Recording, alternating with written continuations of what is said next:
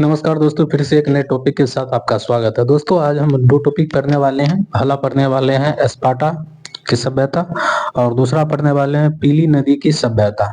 चलिए देखिए स्पार्टा की सभ्यता। देखिए स्पार्टा में एक देखिए ग्रीस का एक छोटा सा हिस्सा आता है जिसको कहते हैं स्पार्टा, ठीक है। और स्पार्टा के रहते हैं लियोनाइडस और ग्रीस के रहते हैं जर्कसीस।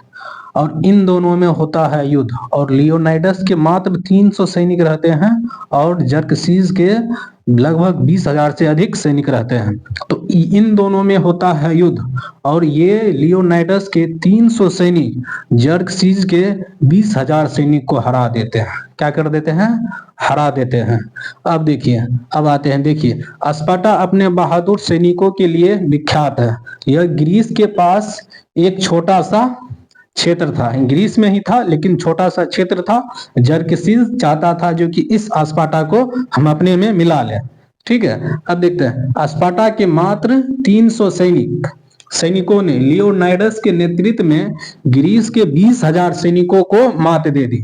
ग्रीस की विशाल सेना का नेतृत्व कौन कर रहा था? तो जर्कसीस कर रहा था। अब देखिए जर्कसीस ने धोखा से स्पार्टा को क्या कर दिया? हरा दिया। ये जो है जर्कसीस जिनको हराया था लियोनाइडस, क्या करते हैं? धोखा से क्या कर देते हैं? स्पार्टा को हरा देते हैं।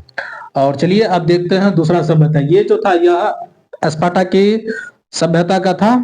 जो स्पार्टा के से जो सभ्यता था वो अपने बहादुर सैनिकों के लिए पूरा विश्व भर में प्रसिद्ध था। अब देखते हैं पीली नदी की सभ्यता। देखिए यह जो पीली नदी की सभ्यता यह चीन में थी। देखिए यह चीन में 5000 ईसा पूर्व पहले क्या हुआ था? तो यह विकसित था। अब देखिए हुआंगो नदी के तट पे इसका विस्तार था। कहाँ पे विस्तार था? तो हुआंगो नदी चीन में है, उसी के किनारे यह जो सभ्यता थी, पीली नदी की सभ्यता थी, इसका विस्तार था।